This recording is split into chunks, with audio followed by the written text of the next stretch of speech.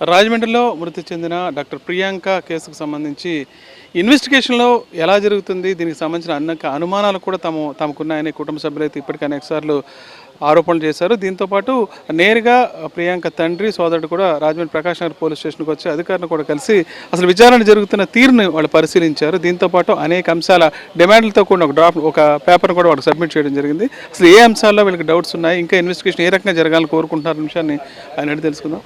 Sir చెప్పండి, ఇప్పుడు మీరు చాలా ఇష్యూస్ అయితే బయటకు చెప్పడం జరిగింది. అసలు ఇప్పుడు ఏదైతే విచారణ జరుగుతుందో దాంతో సంతృప్తికరంగా ఉన్నారా, లేకపోతే ఇంకా వేరే మోడ్లో ఏమైనా జరగాలని ఆలోచన అయితే మీకు ఉందా? లేదు సార్, నిన్న మేము స్టేషన్కి వచ్చి మాకు సంబంధించిన ఎక్కడెక్కడైతే మాకు డౌట్స్ ఉన్నాయో ఏ యాంగిల్లో మేము విచారణ జరగాలి అని అనుకుంటున్నాము నిన్న స్టేట్మెంట్ రిఫామ్లో మేడం గారికి ఇవ్వడం జరిగింది. వాళ్ళు కూడా కాపీ తీసుకొని మాకు రిసీవ్డ్ కాపీ ఇవ్వడం జరిగింది. రెండోది, మేము ఇప్పటివరకు ప్రసాదాదిత్య మాల్కి ఎప్పుడు వెళ్ళలేదు. ఒకసారి ఆ పరిసర ప్రాంతాల్లో నిన్న వెళ్దామని చెప్పేసి అనుకున్నప్పుడు సాయంత్రం మేము వెళ్ళడం జరిగింది. ప్రసాదాదిత్య మాల్ని సందర్శించడం జరిగింది. బయట మాకు కొన్ని కెమెరాలు అందుబాటులో ఉన్నట్టు కనిపించాయి, బట్ అవి వర్క్ చేయలేదు అని చెప్పేసి అని అంటున్నారు. మా డౌట్స్ మేము నిన్న డిఎస్పీ మేడంని పిలిపించి, మేడం ఇక్కడ కెమెరా ఉంది, ఈ యాంగిల్లో కూడా మాకు ఖచ్చితంగా అవసరం ఉంది, ఎందుకంటే అక్కడ ఇన్సిడెంట్ జరిగినప్పుడు ఎవరు కూడా మేము లేము అని చెప్పేసి అని అంటున్నారు.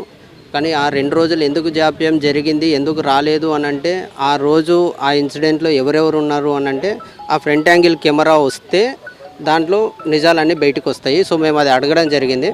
కాబట్టి నిన్న డిఎస్పీ మేడం తోటి మాట్లాడితే ఆమె ఘటన దగ్గరకు వచ్చింది, ఎందుకంటే ఆమె తర్వాత వచ్చింది. ఫస్ట్ ఇన్వెస్టిగేషన్లో ఏమైందంటే సీసీటీవీ ఫుటేజ్లో ఆ యాంగిల్లో లేవు సార్ అని చెప్పేసి అని అన్నారు.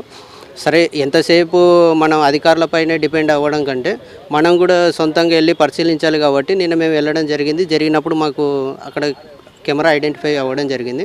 మేము అదే మాట డిఎస్పీ మేడం పిలిపించి, మేడం అంతకుముందు ఇన్వెస్టిగేషన్లో మీరు లేరు, కొత్తగా వచ్చారు కాబట్టి మీ దృష్టికి మేము ఇది తీసుకొస్తున్నాము. రెండోది, ఐఓ గారు లీవ్లో ఉన్నారు కాబట్టి ఇన్వెస్టిగేషన్ ఆఫీసర్, ఆయన దృష్టికి కూడా మేము తీసుకెళ్తాము. ఆయనకు కూడా ఒకసారి సమాచారం ఇచ్చి, సార్ మీరు రాగానే దీనిపైన ఒకసారి దృష్టి పెట్టండి ఇమీడియట్. మేము నిన్న మేడం వచ్చేసి హార్డ్ డిస్క్లన్నీ మేము కలెక్ట్ చేసుకుంటాము, అవసరమైతే సీజ్ చేస్తాము, దాన్ని ఖచ్చితంగా మేము స్పందిస్తామని చెప్పేసి అని అన్నారు. రెండోది, హాస్పిటల్లో కూడా ఆ రోజు ఏం జరిగింది అన్న దాని గురించి మేము అడిగినాము. డిఎస్పీ మేడం స్వయంగా నేనే వస్తా, మిమ్మల్ని తీసుకెళ్తా అని చెప్పేసి అన్నారు. మేడం కోసం వెయిట్ చేస్తున్నాము. వస్తే ఆ సీసీటీవీ ఫుటేజ్ కూడా కలెక్ట్ చేసుకుంటాం. మాల్ మీద కూడా కంప్లైంట్ ఇచ్చామంటున్నారు కదా, ఏ రకమైన కంప్లైంట్ ఇచ్చారు?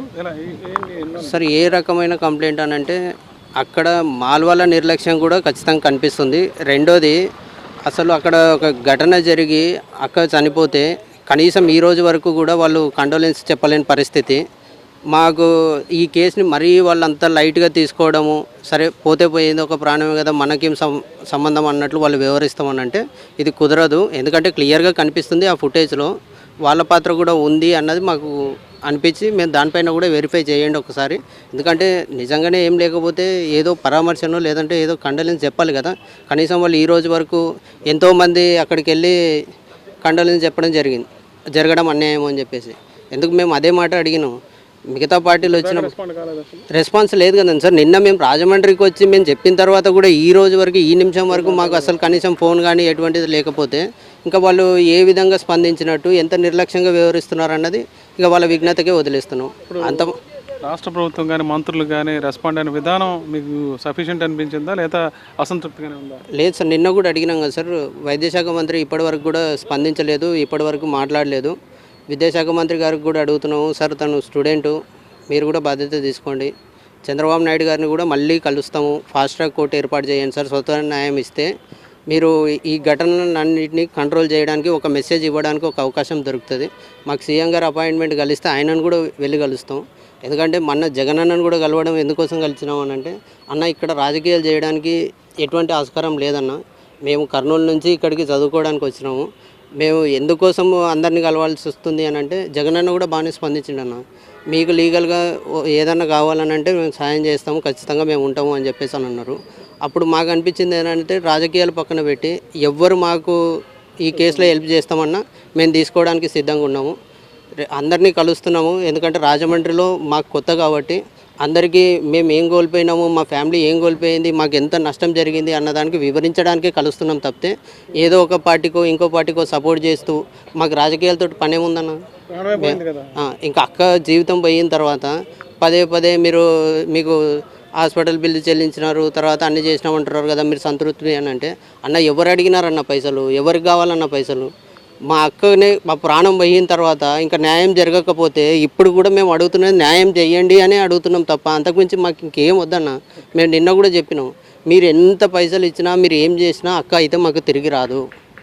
ఇప్పుడు మేము అది ఇప్పటికీ ప్రియాంక వాళ్ళ డాడీ ఉన్నాడంటే ఉన్నాడంతే. వాళ్ళ మమ్మీని కూడా ఎక్కడ తీసుకురావట్లేదు. ఆమె హెల్త్ కూడా మాకు అవసరం కాబట్టి రెండు బ్యాలెన్స్ చేయడానికి టైం పడుతుందన్న. పదే పదే రాజమండ్రికి ఎందుకు రాలేకపోతున్నాం అంటే ఈ కేసు ఎంత ఇంట్రెస్ట్, ఈ కేసు ఎంత అవసరమో ఫ్యామిలీ కూడా అంతే అవసరం కదన్న. ఫ్యామిలీని చూసుకోవాలి కదా. ముఖ్యంగా ప్రియాంక కుటుంబ సభ్యులు కోరుతుంది ఒకటే, ఒక ఫాస్ట్ ట్రాక్ కోర్టు ఏర్పాటు చేసి ఈ కేసుని త్వరితగతిన విచారణ పూర్తి చేయాలి, అది పారదర్శకంగా చేయాలి, ఎటువంటి రాజకీయాలు ఇందులో ఇన్వాల్వ్ చేయకుండా బాధ్యులైన వారి మీద ఖచ్చితంగా కఠిన చర్యలు తీసుకోవాలని వీళ్ళు డిమాండ్ చేస్తున్నారు. అవసరమైతే దానికోసం న్యాయ పోరాటం ఎంతవరకైనా చేస్తామనే విషయాన్ని స్పష్టంగా చెప్తున్నారు.